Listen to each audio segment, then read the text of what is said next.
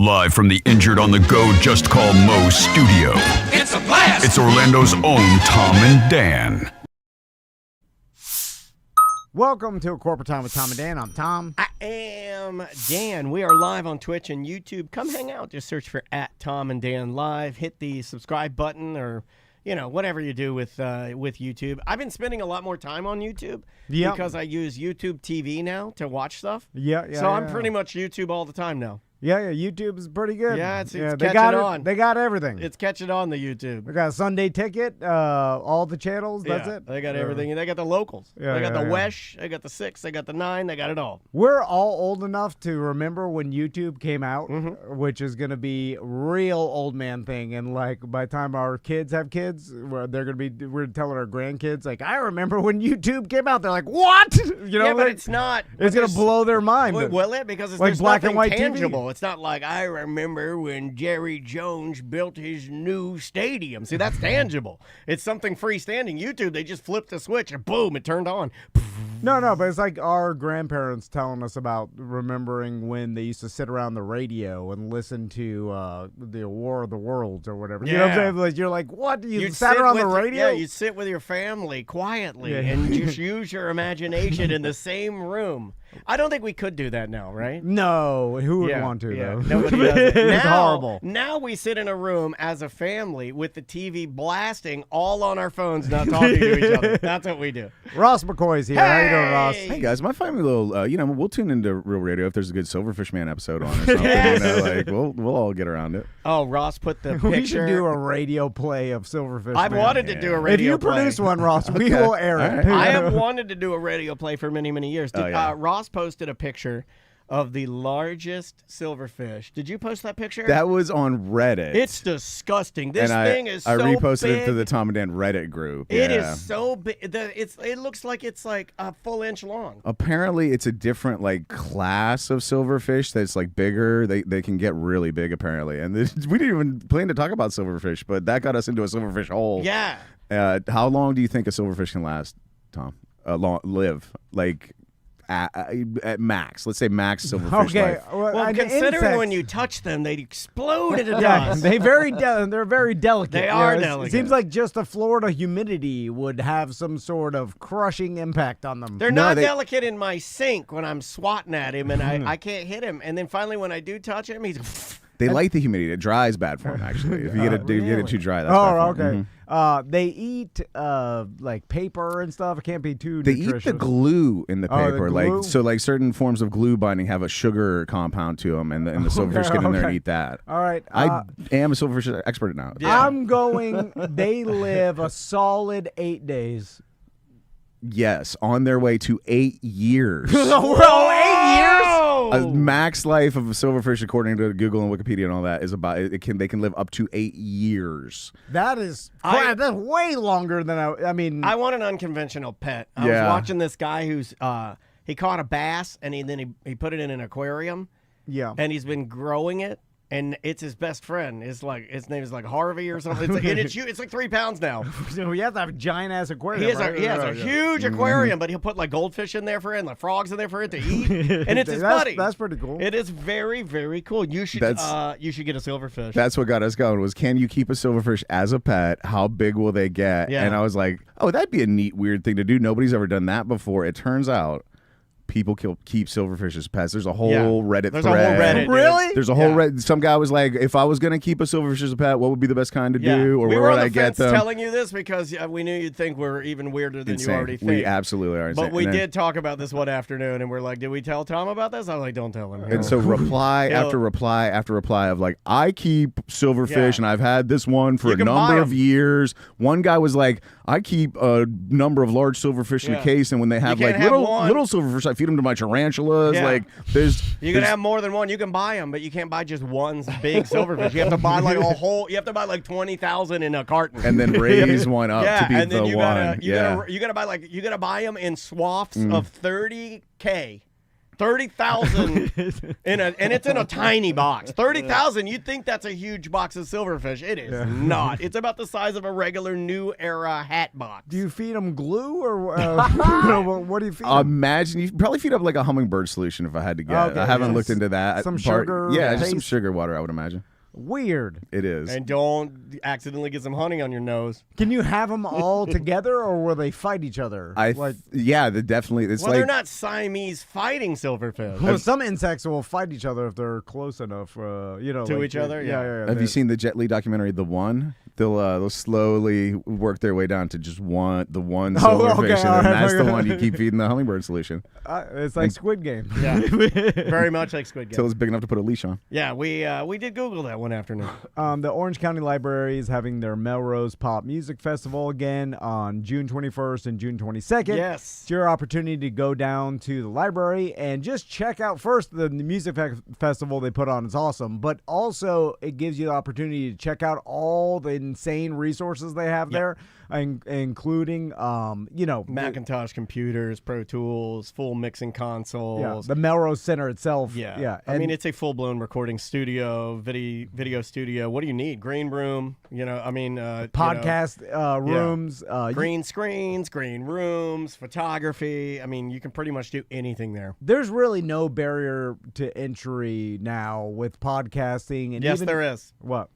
It's the people that are too lazy to fill out the form. Yeah. If you're too lazy to go down and fill out the form, because or become a member. Did you know you don't have to be do it online? You don't even have to be in the county, but you can go from outside and still pay to do but it. It's a nominal fee. Yeah. But people are so lazy that they won't do it, and they'll just complain, I don't have a good enough computer. I don't have a mixing console. I can't do a... Yes, you can. You're just lazy. Yeah. Tom, you kids like comic books? They like certain graphic novels, but they're mainly anime. They're kind of more into hentai. They read anime comic books. Yeah, you read them backwards. It's backwards. You know what they got? Upside down and sideways. You know what they got at Downtown Library? They got like 4 or 5 shelves of like your Marvel, DC, like American comic book, graphic novel, gatherings. They also got like 4 or 5 shelves of anime stuff too. They got all of that. Yeah, too. they have it all. They're too lazy to go. That's what I was saying.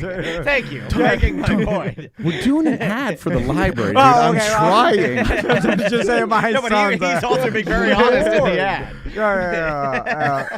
But So, by the way, the library, you can go to their website. You can just order the books. You can just like tell them, hey, bring me books. They'll bring them right to your porch for free. That's what we do. Yeah. Maisie and Andrea. Are you too lazy for that, Tom? Are you too lazy for that? You have to go to the website. You have to know the website. You have to know what book you even want. I'm so tired. That's the hard part. Can we just get to the point where we just think what we want and it comes to us? Yeah, library. Get on that. I gotta have to type it in anyway. So Quit waking up homeless people and get on thought orders. So what do you guys want to talk about?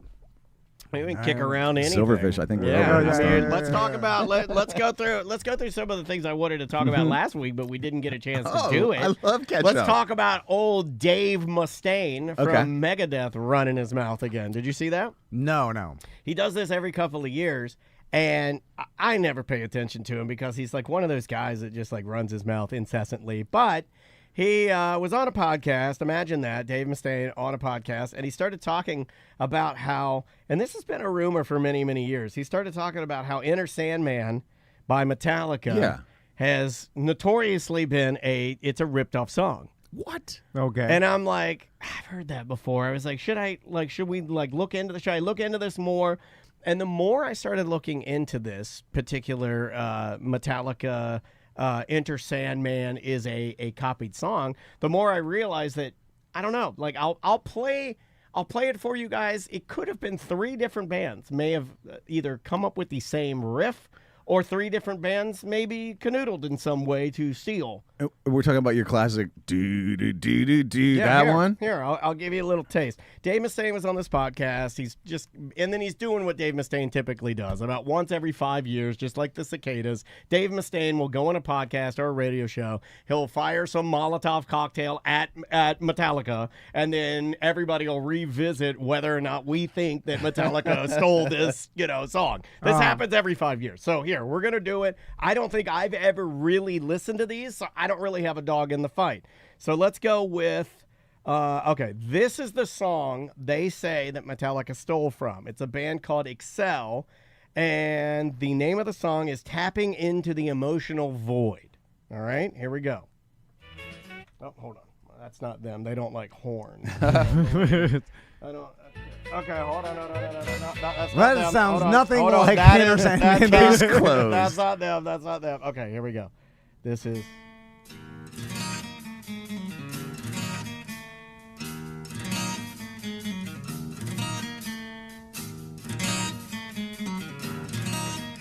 Okay.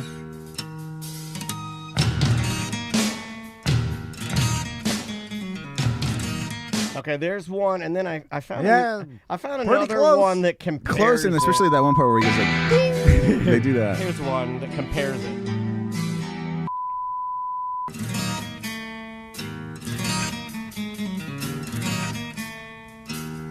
So again, it's like Now every time I hear that beep sound, I think they're just yelling the N-word.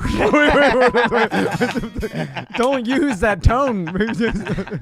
I know you're trying to separate them, but you're using the N-word. And then there were all these other people that said, you know, like, hey, hold on a second. It was never them to begin with. It was this band called Stone, because the song in question that Excel, Tapping Into the Emotional Void, would have been in 1998. Yeah. Or 1989, and this is another song that people say they copied. And these are all bands that, you know, I don't know. I don't think they ran in the same circles, but here's another one.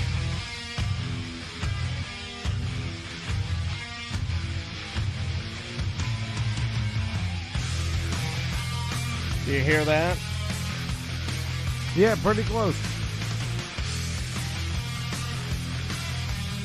But I feel like it also kind of sounds like every other song on the Black Album, you know? Like, yeah, right. I don't think you can lock down the style of like 90s, you know, thrash metal. Also, it's more than just a song. Like, Metallica became famous for all their library of music and who they are and the right place, right time, and their for personality. Lars being a dick. Yeah, all these different things. That played into it. So it's kind of like it's not had nothing to do with just Enter Sandman. Obviously, that was a huge hit, but it's like, what are you gonna do? I remember. It's like I remember the first they time, became the most famous. I remember the first time I saw or heard that song. I remember thinking, like, I remember that I really liked it, but I also remember that I was a bit conflicted because raised in a Christian household with my mom being a church organist, and the fact that he was doing the prayer that normally I was taught as a young boy, that now I lay me down to sleep. Yeah. You know, like say your prayers before bed. Yeah, Your like standard, that. Now I lay me down to sleep. I say to the Lord, a soul to keep. If I should die before I wake, I pray the Lord my soul to take. Like that was literally the prayer that my mom taught me to say at bed. So there was this weird part of me, because I'd said that probably thousands of times going to bed as a young boy, when this song came out, there was a weird sort of attachment to that being the occult or being more powerful in my universe. Like when the song came out and he was doing that, it was almost blasphemous, right? Yeah, like, oh my God, they're saying it. Yeah, Devil worshippers. Exactly. Like to me, I think it almost had more of an effect on me. Like the song, I was like, oh, this is a good ass song. It's super scary, you know? It got in there viscerally. Yeah, it really did. Also, though, nowadays, like, you listen to it and it's kind of corny. It's totally corny. Yeah. Hey, you're like, hush, little baby, don't say a word. Never mind that word or the noise you heard. And it's like, Never mind that word you heard. It was the N word. It was the beep. It was that when that album came out. But Symphony of Destruction, on the other hand, fully holds up. That's a great tune. Symphony of Destruction is a good ass song. It's on my list. I play it pretty frequently. Are you a Symphony of Destruction man, Tom? it's sway to it, Tom. It's the vocals that Dave does. It's the Dave Mustaine vocals on Symphony of Destruction that are so good. I'm like 1 year too young to like, you know what I'm saying? Like it never got, like I went, You broke Limp Bizkit. Nirvana, STP was like my first. Yeah, some things go right through you. And then I got into punk rock and like real quick, and then it's like Metallica. Just it was popular, but it was like the class above me was like the final Metallica year or something. You know? Yeah, that would have graduated 2000. Mm-hmm. Like, listen to this vocal. This is so. I mean, this vocal's so good.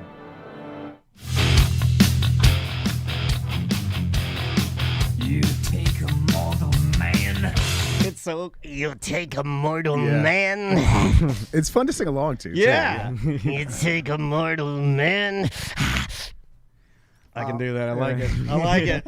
Metallica's still touring, right?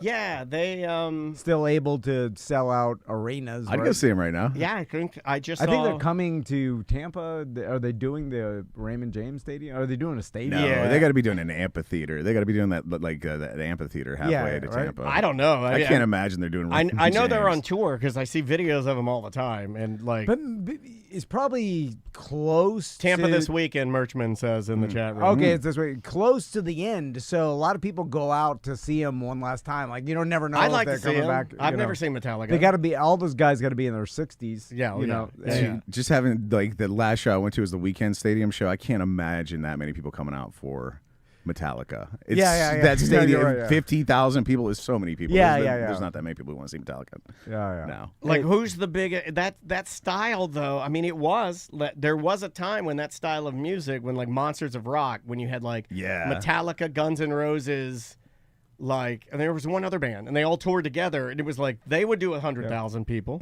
We no in Europe maybe. I bet in Europe they'd still pull that probably. Probably, yeah. We saw Guns N' Roses at Camping World Stadium, and they filled that. But although it was they hadn't toured in a long time, so it was kind of like that made a difference. If you tour continuously, like.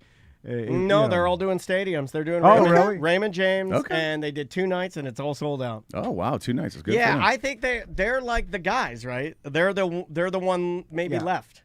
And all this huge generation of people that have money now, they're like, That's oh true. man, this is the last time. I don't know if they'll ever come back because really they're one health problem away from never touring again.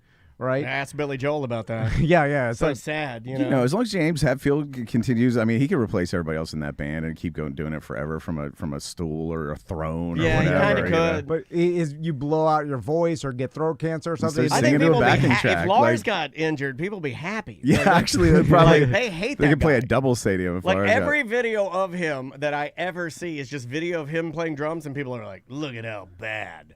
I actually was explaining to my youngest son like 2 weeks ago why people hated Lars so bad in the 90s. And it doesn't stop.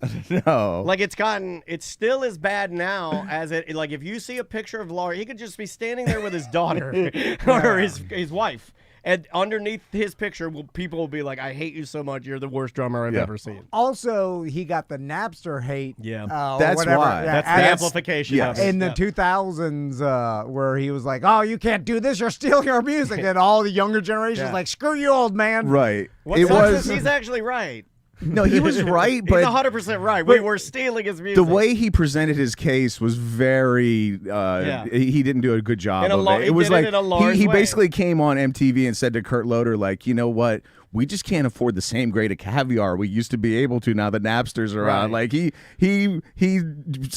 was presenting the case. We're rich, but we need to be way, way, way richer, and you guys are stealing from us, and it wasn't cool. Yeah, it fell flat. And then the entire globe was already doing it. Yeah. So then by the time he came out against it, we were like, well, everybody's doing it, so screw you. Well, that's what made him look dumb old man, right? Yeah. I mean, we'd already blown past him. He couldn't get the message out quick enough because back then it was old media, so there's no social media or any way. So by the time old media finally got him on to get the message out, it's like, we've already been doing this 2 months, so it might as well be the new thing. It's never going to change. It wasn't Dr. Dre part of that lawsuit too? Possibly. I'm not sure. But he kept his mouth shut. He didn't get his vocal about it. Yeah, I don't think he ever got vocal. In fact, I think he was exactly, or maybe even spearheaded it above Lars, because when they did because I got one of the class action letters to my mom and dad's house. I still have it somewhere, the Napster letter where they're like, you're being sued Nice. Or you That's pretty cool. Or yeah, it is very cool. But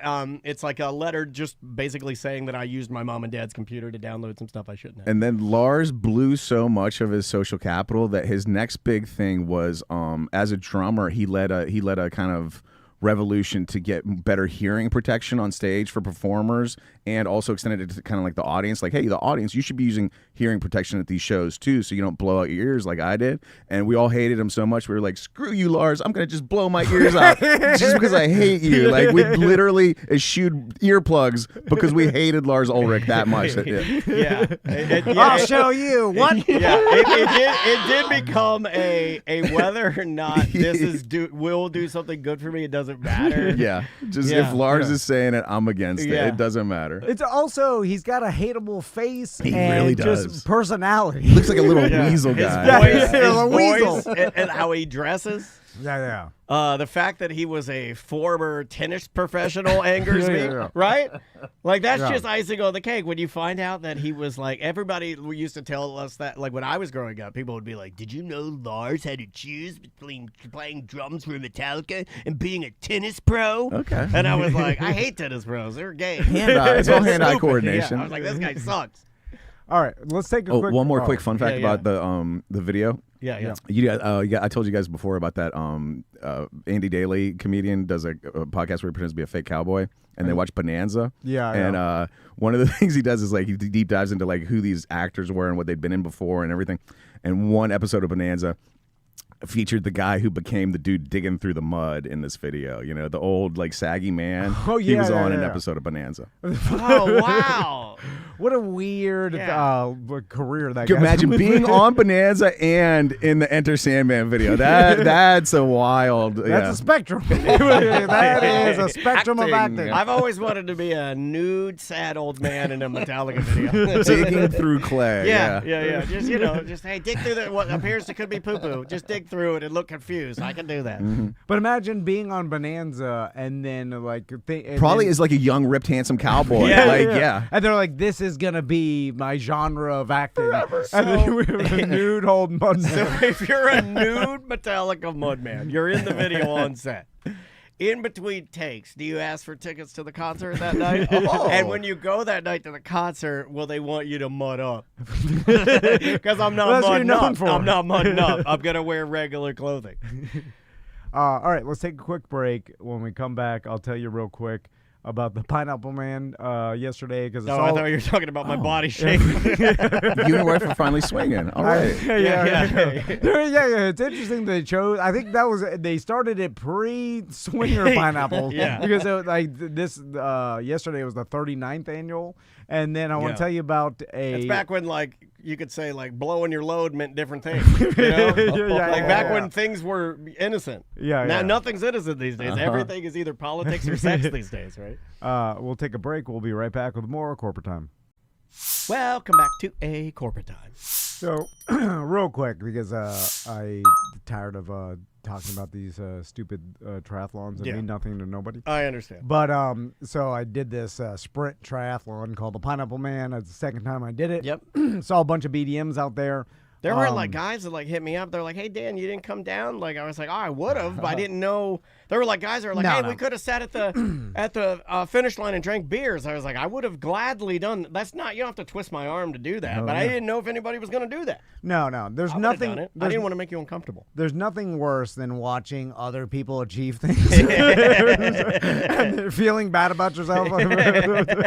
Because I've done that before with Crystal. We go see Jetson do like half Ironman. I'm sitting there and I'm so hungover. I'm like, look at him go.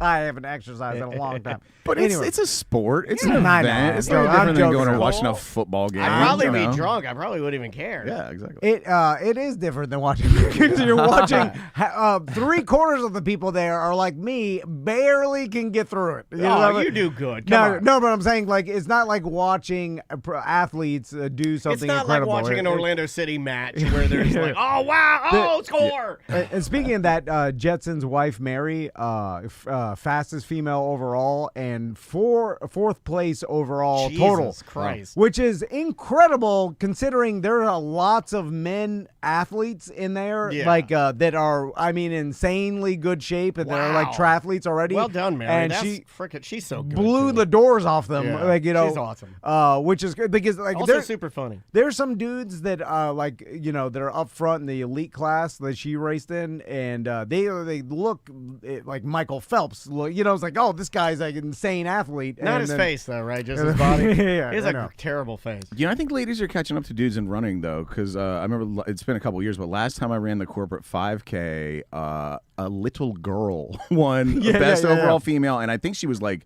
second overall. Like one dude just barely squeaked by her, and I swear she was like 15, 16. And the word was like she just runs these things all the time and crushes them. There's some incredible female athletes, especially in the endurance, like running world and stuff. Usually it's long distance. This is so short though. Like you kind of do have an advantage. I feel like if you're a muscular man, just because it's so you can sprint it out. Yeah, it's a sprint triathlon. Like the longer triathlons, you know. Anyway, so a couple things. One, I want to run this theory past you guys because I don't know. See what he did there? It Just gonna run it by us. Oh yeah, I didn't do as well as I wanted to. Right. Because like I thought, you know, I never stopped really working out since the last time I did this. Which superhero did you dress as? Was this one of those like run for funds? Is this a? Did you have a rubber duck around your waist? Did you get a bunch of medals? You know, well, you do get a medal shaped like a pineapple. Yeah. I have a couple theories why, but one is that I went there the day before to pick up your packet. Like, you know, you go the day before to get a little packet of. It's bad luck. It's like seeing the bride before the wedding. I like to pick up my packet like 5 minutes before start time. Yeah. You get stickers, and you have to put one on your helmet, one on your bike, and helmet. Then you get, you know, a swim cap that of your age. Do you put an American flag on your swim cap?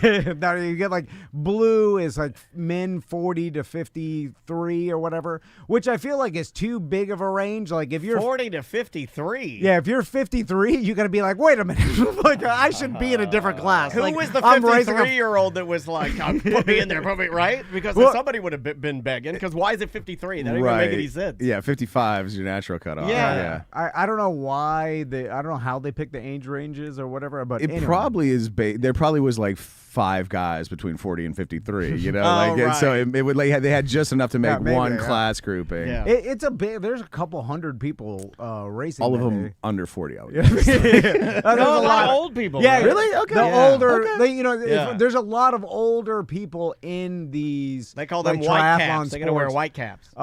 And it's like you just get into running and biking or whatever, and then after you retire, I think you just have unlimited time to train. So like you become. I mean, there's plenty of like older ladies that blow past me, and they started like 15 minutes behind me, which is really emasculating because you're giving everything you have. All they do. And then a 55-year-old lady runs past you, started 15 minutes behind you. Like so they started the swim 50. I was done with the swim, and she still blew past me in the run. You know what I'm saying? Like I ran past her in the line. She's waiting to swim, and then she still caught up to me on the bike, and then ran past me. Like consistent. Just ridiculous athletes. Well, it sounds like you didn't seed yourself, honestly. No, should have had a different swim cap on. Another thing that, and it's all part of it because this is like. Do you write inspirational phrases on your body with a grease pencil? Yeah. Let me draw on your body like Howard Stern with a grease pencil.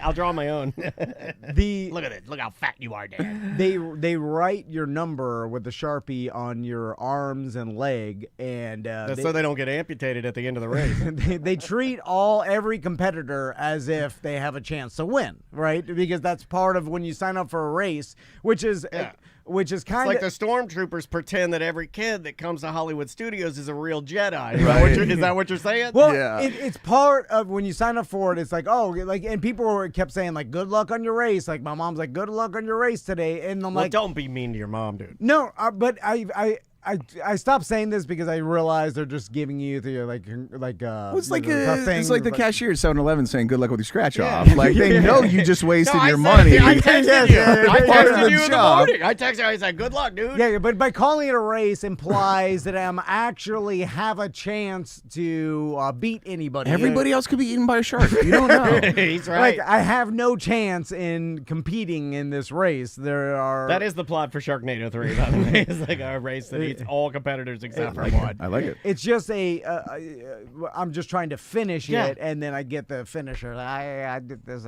Anyway, The so guy there's gets no to the chance. finish line just ahead of the Sharknado. Don't diminish it. So- like, don't make it smaller than it is. It's It good. is. It is small. It's no race though. I have no chance Okay. of competing. You know what though? All these people listening, they did nothing that day. Yeah, that's all what I'm saying. I I'm saying slept that. in all hungover. Yeah, I like, didn't you do did, anything. you Like, did something. I not sat in the nothing. garage with I a know. cowboy hat on. Saying. I like taking credit away from myself. It's my favorite thing. With Hey, if everything. it makes you feel okay, that's all that matters. yeah. Okay. Nothing I've ever done, anybody could do. It's very easy. It's not He hard loves at it all. when he. So anyway, I did worse than I thought, and I thought I'd do better because I was like, man, I'm in better shape than I was last year.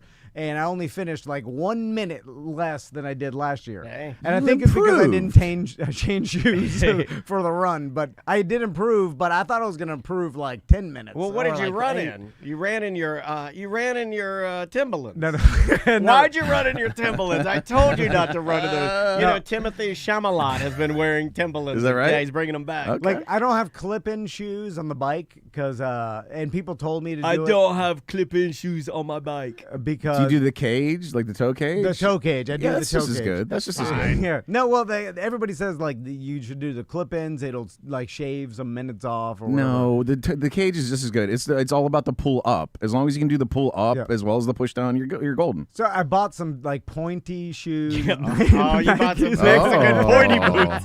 So I can fit my toe in the Mexican pointy Because boots. my actual running shoes Are they so silver big. tipped like the ones in They're big Ronalds that I can't fit the toe in. Seriously. So, but last year I So you're running it so straight up like also Guadalajara. Walter White's ahead of you. He's really going because he thinks you're a Mexican assassin.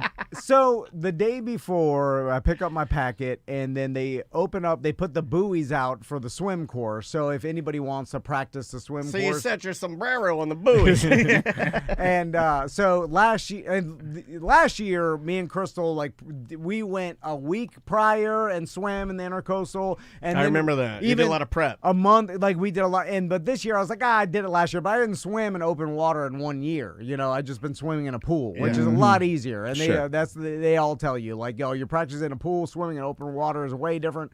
So So you've said now like 3 or 4 times. They all tell you this thing I did was the wrong thing, but you thought you were going to be better this year?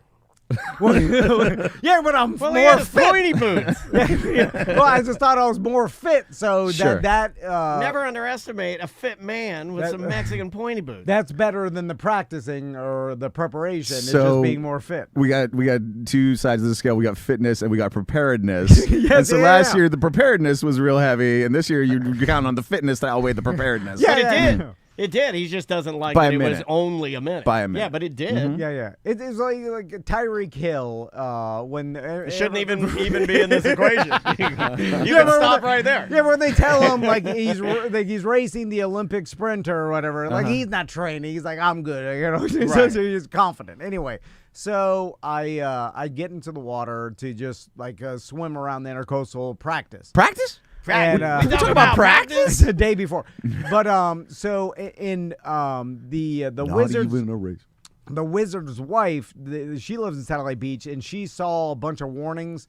I saw warnings. That's how a wizard's wife And a talks. crystal ball, yeah. obviously. Yeah. About how dirty the Intercoastal was because of so much rain. All the wash off from Silt and everything. Every road, parking lot, yeah. all of that. It all ends up in the oil- ocean. Yeah. people's yards, and all the Yeah. pesticides, yeah. everything just God. ends up in the Intercoastal. Oh, yeah. And Brevard, they don't even pick up their dog, dude. They just wait for it to rain. yeah. So it had been heavily raining, so she's like, I saw some warnings online about how dirty the Intercoastal was. Gross. So, whatever. And so I'm like, I won't wear fine. white.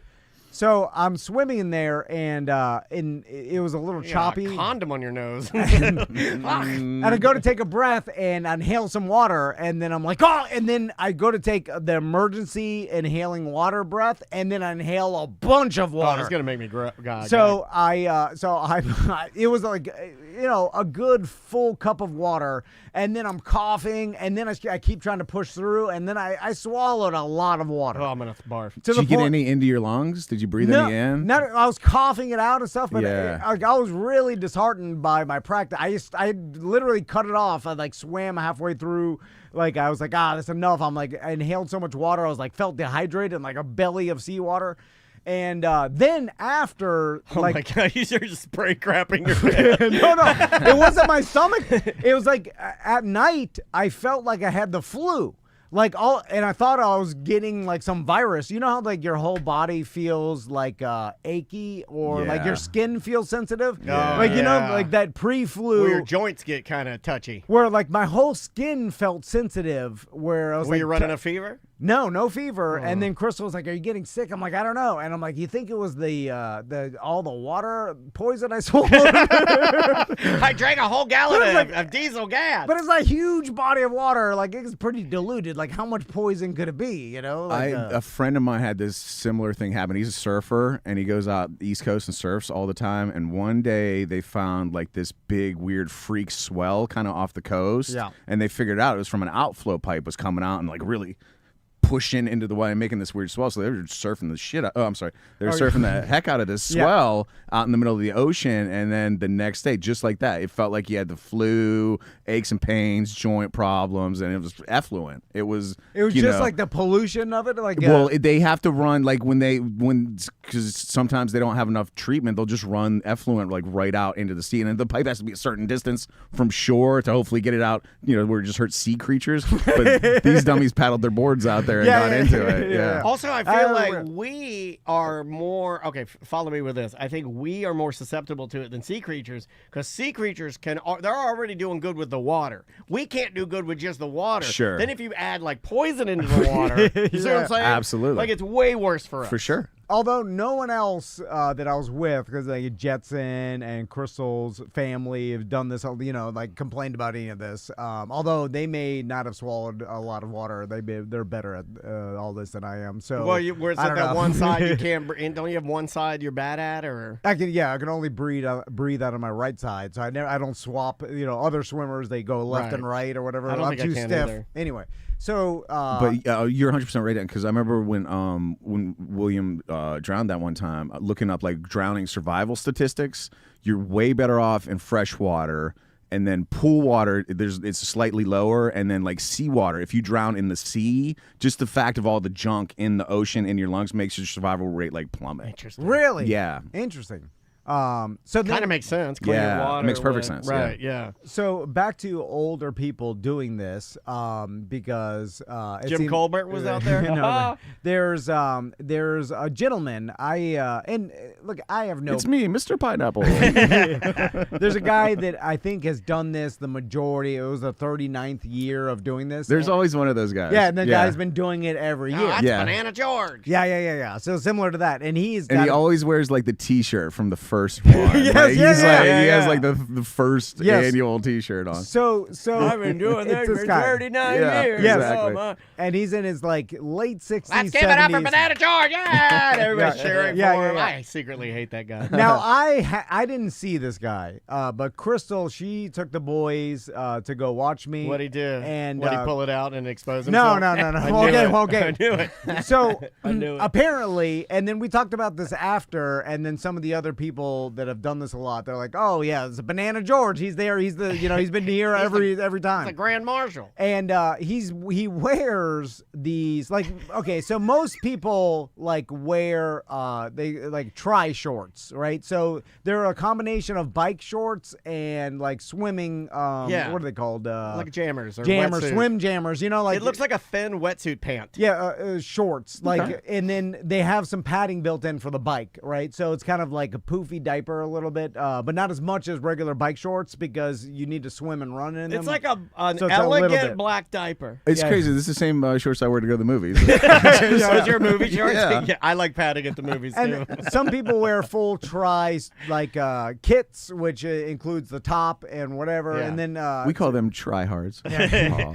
I like that. So, but this Banana George, he wears billowy like 1970s or 80s He wears running a, shorts. He wears Sure. a Richard Simmons. Yeah, and he wears this to swim in, which is He bought them at TJ Maxx in 1970. which is unique because most people, when you're swimming, you want as much. Not Banana George. He likes his balls to drag behind Yeah. him 30 yards. You want streamlining. streamlined Yeah. as possible. You want it Yeah. as tight as possible You want to to be your like legs. an eel. The Yeah. water to flow around Yeah, you. you don't want billowy running shorts that just create drag, right? So Correct. these particular running shorts are white, all right? Oh, please So- tell me Umbro. So they're Umbro, right? And as you Now- get older, a grown man's penis gets darker. Yeah. That's called the dad dong. And then I haven't talked about this in many, many years. I used to talk about it on the Monsters all the time. The dad dong gets darker. So the way this is set up is the Melbourne Pier. So you go to the end of the pier, and then right before the ending, you basically swim off one side, swim around the pier, and then come back Really? on the other side. So you Really? start on the right and you come back to the left. Interesting. Right? And you swim around two buoys. You swim around the entire Earth to get back there. No, just two buoys. It's Okay. it's a quarter okay. mile. I got you.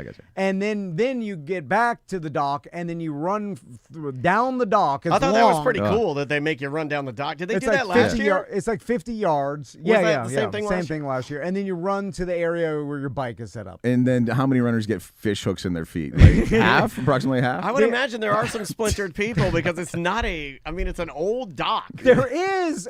I bumped my head on it, and Crystal's cousin cut his hand up, and I saw some guy in front of me cut his foot. There is a PVC pipe sticking out of the ocean with barnacles on it in the middle of the race course. And I was like, this is odd that they didn't move the buoys around this or whatever. And it was weird. That's Anyway, Banana George. That's his PVC. It's a real Umbro. So when Banana George gets out with his white Umbros on from the 80s, Yeah. it is, and Crystal described it as completely, and she's like, Yeah. it's not even a little bit, like completely sheer, where you it's can like see Con- his it's entire like genitals. Kanye No. West's wife. yeah. That's why I said white Umbros, because Umbros, even if you get a little bit sweaty, they become transparent. And yeah. they stick to you like like the alien when they abduct you in what was that movie back in the day, Abduction or whatever It looks like chicken breast in public. it sucks to your body. The abyss.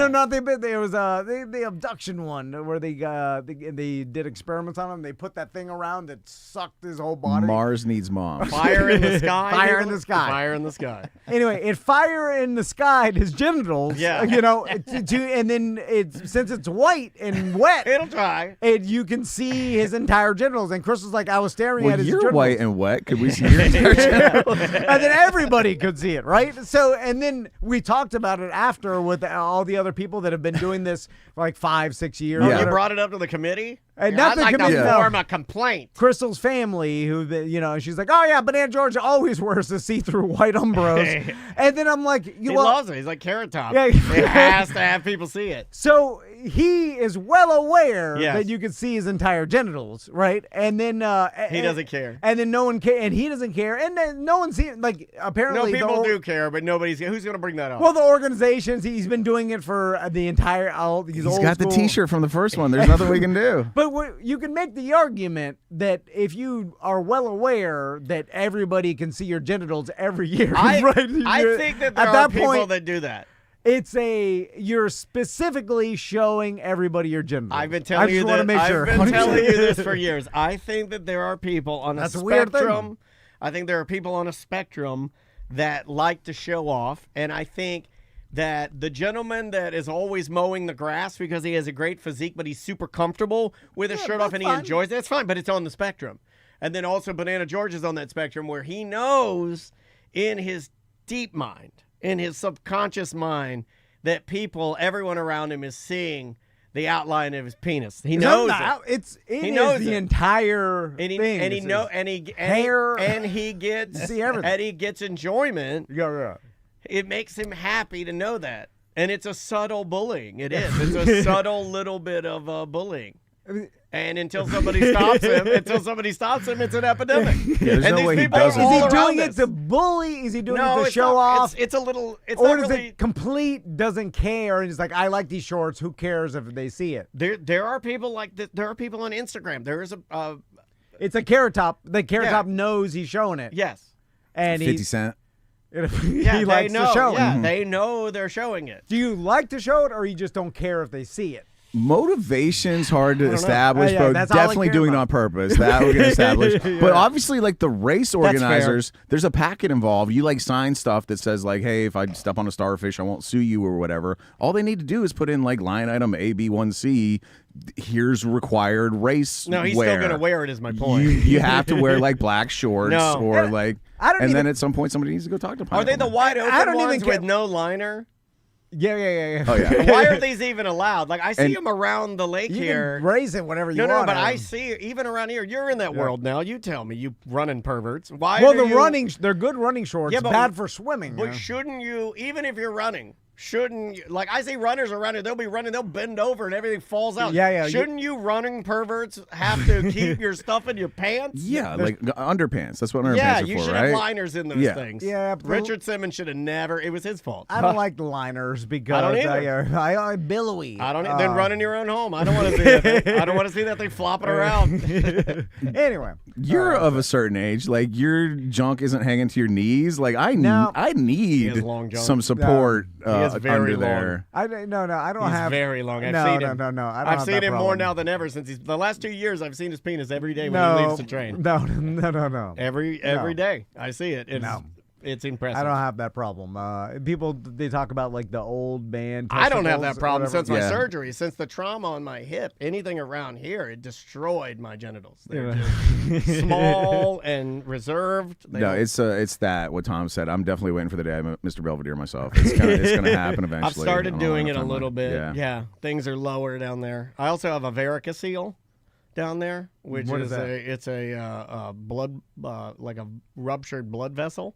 Ew. Yeah, it's gross. It's horrible. Absolutely horrible. A lot of men get them. I've just reached the point where where like everybody develops that hole in their underpants after a certain amount of time, like kind of low into the back. Yeah. Now they fall right through that, Yes. and I just gotta. What is that hole? That's from your like a back ass. I don't rubbing, right? know. Your back ass. Yeah, like your saggy back ass. Or there's some kind of poison that slowly leaks out of your body and like erodes it. I don't know. I've had theories. So Ross, where are you going to be at this week? Here's my next comedy show on the book. Tom is the 2nd of October at the Funny Bone from the Mo Comedy Jam. Oh, Get some tickets for that, and that'll be a lot of fun. There you go. Awesome. Snag your tickets. Check out Tots with Ross, the Orlando talk show with me, Ross McCoy. Yes, sir. And just go to justcallmo.com for all the tickets. Become a VIP. He'll just send the reminders to you, and then that's all you have to do. I think he's taking a bunch of people out to dinner like tomorrow, dude. He's Yeah, like, no, I know. There is something going on. I think it's Yeah. a good one I too. think You it may be is. too late for that one, but at Yeah, least get in for the next one. Yeah, but at least get to the website and sign up for Absolutely. the next one. Yep. All right, we will be right back.